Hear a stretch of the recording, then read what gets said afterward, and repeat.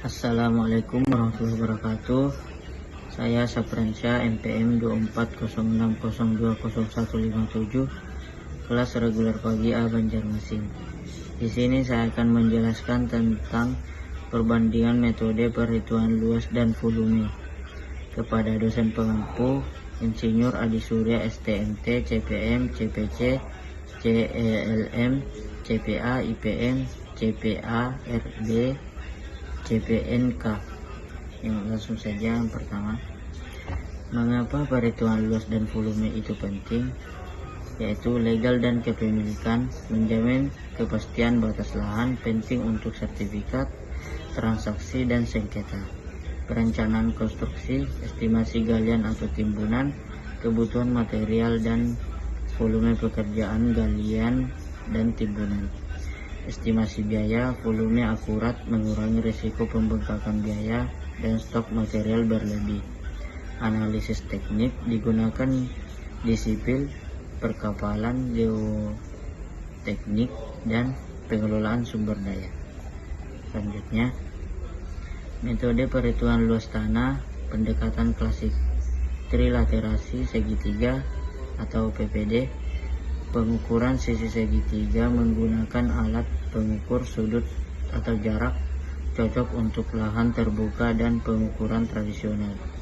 Metode koordinat atau GPS, menentukan posisi tiap titik batas dengan koordinat, luas dihitung dari koordinat poligon, praktis untuk cakupan luas dan medan terbuka.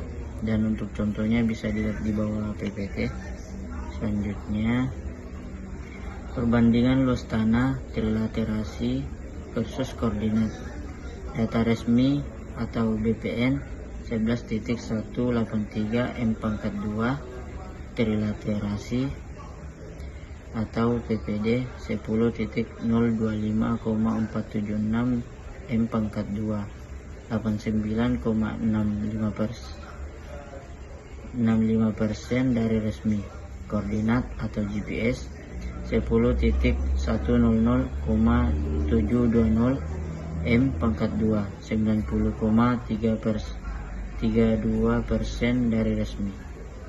Selanjutnya, metode perhitungan volume berbagai pendekatan. Overhead and area 2D,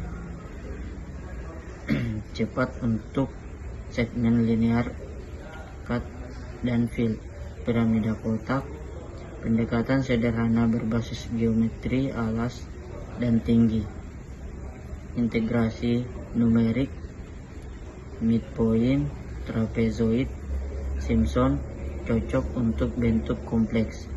Dan untuk contoh-contohnya bisa dilihat di samping PPT.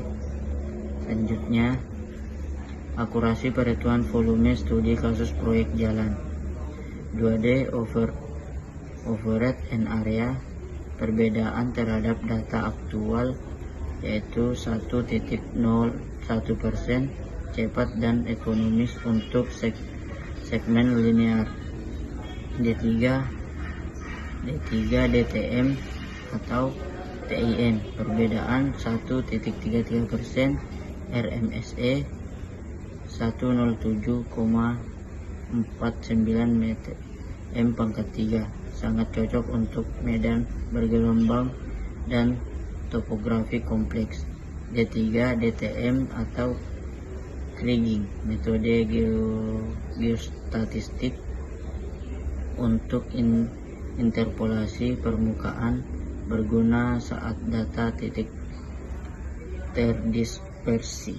Selanjutnya, perhitungan luas dan volume badan kapal bawah air. Trapesium, sederhana, mudah diterapkan pada penampang diskret. Simpson, lebih akurat pada kurva halus, koreksi biasanya 0,5% dibanding metode trapesium. Selanjutnya, metode angka ukur versus metode koordinat kadastral.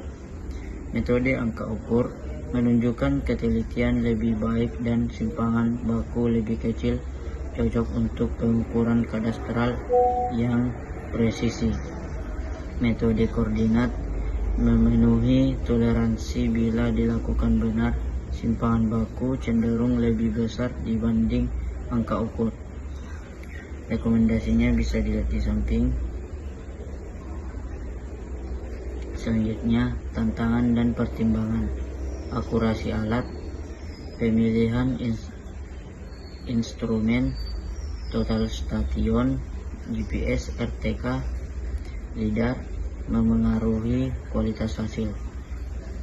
Kondisi lapangan, perbedaan antara dokumen dan kondisi nyata memerlukan verifikasi dan pemetaan ulang batas.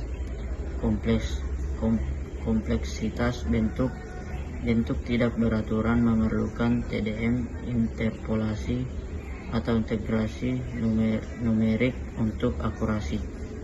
Efisiensi waktu dan biaya.